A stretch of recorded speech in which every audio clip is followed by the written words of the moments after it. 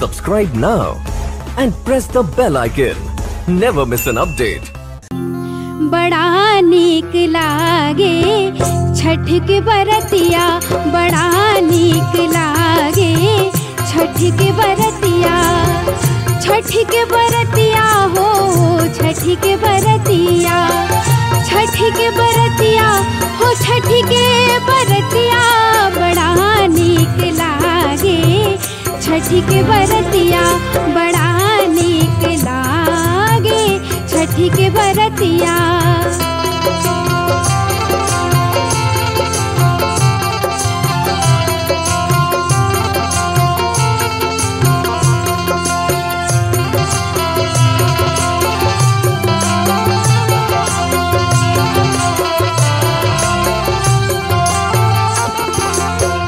बड़की दउरिया में भरी फल हरिया,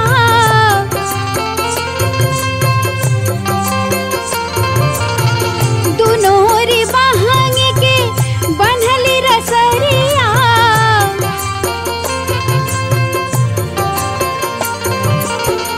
बड़की दउरिया में भरी फल हरिया, दुनोरी बहंग के बन्हली रसरिया। पूजन हम करवे पहिर पियरिया, पूजन हम करवे पहिर पियरिया। बड़ा नीक लागे छठ के बरतिया, बड़ा नीक लागे छठ के बरतिया।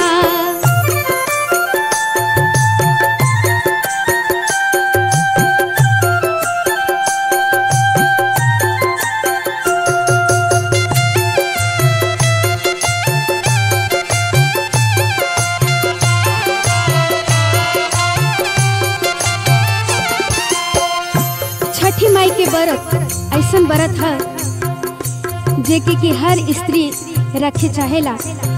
अपने धन संपदा, अपने पुत्र, अपने सुहाग खातिर ये व्रत के कैल जाला। और छठी माई के ऐसन कृपा होला कि उनके घरे में कौनो कमी ना होखेला। कैसे रखी के व्रत सत कहता नी तोहा से,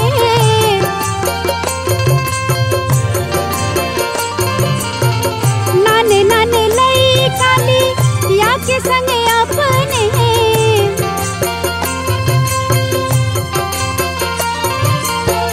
रखी के व्रत हम, रखी के व्रत हम, रखी के व्रत सत कहता नी तोहा से, नाने नाने लई काली या के संगे अपने।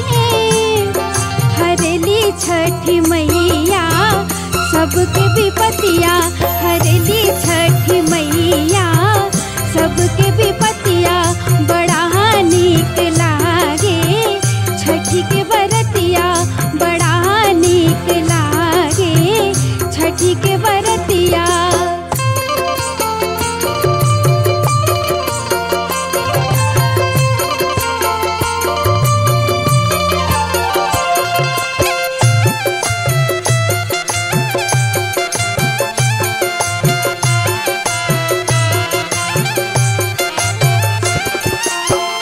अर्घ सजाए भी नहीं से ठाड़े,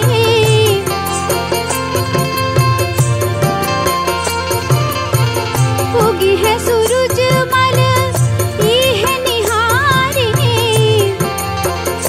यही एगो ऐसन व्रत है जिनमें उगते सूर्य देव और अस्त होते सूर्य देव के अर्घ देवल जाला और उनकर आराधना कैल जाला। कैसे अर्घ सजाए भी नहीं से ठाड़े, उगी है सूरज मल ई है निहारे।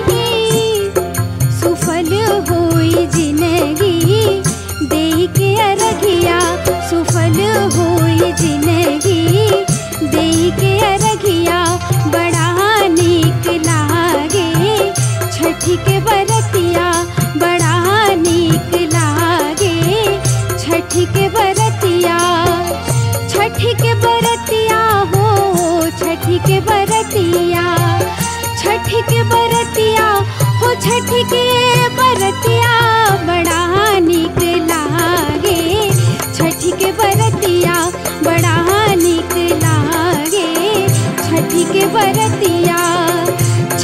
के बरतिया हो, छठी के बरतिया, छठी के बरतिया हो, छठी के